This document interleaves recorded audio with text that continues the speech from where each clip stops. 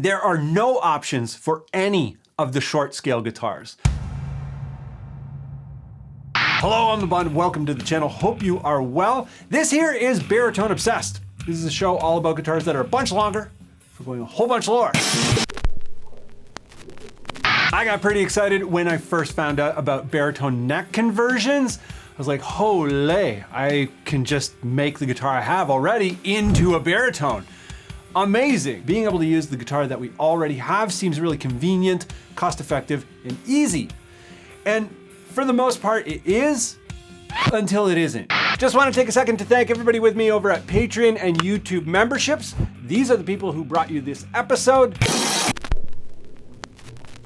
My own experience with converting a 25.5 inch scale Telecaster to a 28.625 inch scale baritone happened about 2 years ago in the summer of 2019. The guitar was so cheap that I ended up having to change everything on it. The only thing that remained in the end was the body, the neck plate, and the pickguard.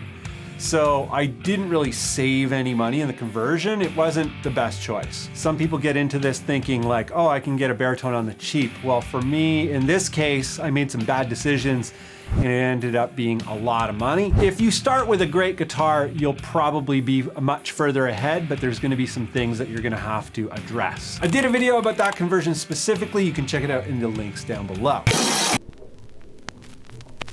So what guitars work, what bodies work, what are the specs of the neck pocket? Fender Strat and Telecaster style bodies that support a 25.5 inch scale neck. It extends beyond Strats and Teles, but those are the most common. There are a few others, but it has to be 25.5 inches in scale. And then the neck pocket has to be the vintage original hole pattern and 2 3/16 neck pocket dimension, which is a 56 millimeter neck pocket dimension. It does not have to be a Fender specific body. There are a number of Squires that work. There are some Squires that do not work. Certain affinity Teles and Strats do not work, but certain affinities do.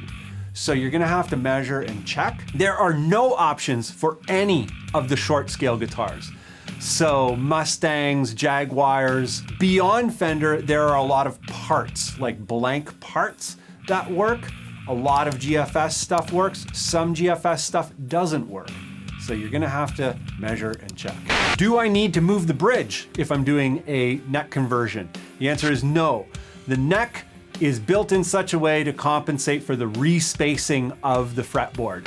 Does my Schecter, does my Gibson with a bolt-on neck work? Does my Ibanez work? All those kinds of things.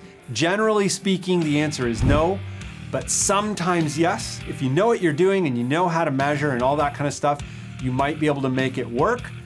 The safest bet is to use a pure Fender spec body.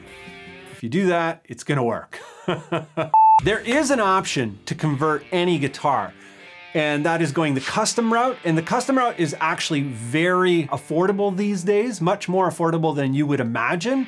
So if you have a body that works, the next thing you need to know is, where do I get the necks and what neck do I get? I have a reputable list of all the neck dealers, neck makers, but there's quite a few of them. And you're like, which one do I pick? Number one thing is scale length. Just like with guitars, what is your tuning and what is the optimum scale length for that tuning? I have a ton of videos about scale length and matching it up to the right tuning. Make sure you get the scale length that's gonna allow you to do what you're looking for, that is gonna do a really good job, because what's the point of doing it if it's not gonna do a really good job? You're just wasting your time and money. Where do you want the truss rod access? At the heel, down by the neck pocket, or do you want it at the headstock? This was a huge issue with my own conversion.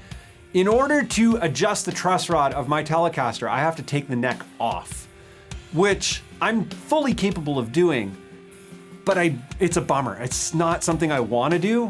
Finisher rod, this is another one.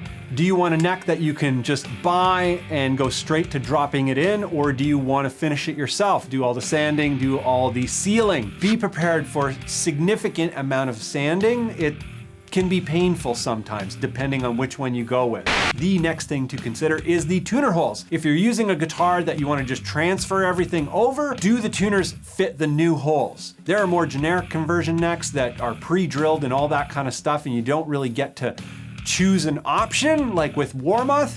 The nut, some come with a pre-installed nut, some do not. Some of them you get an option of what kind of nut. All of that said, the nut is pre-slotted but not pre-cut. The nut can only be cut once the guitar is fully functioning and you can set it up.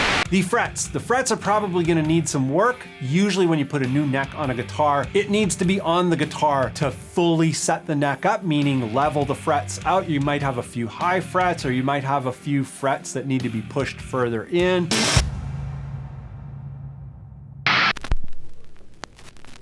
Thanks again to everybody with me over at Patreon and YouTube memberships. They're the people who brought you this episode, so huge thanks to them.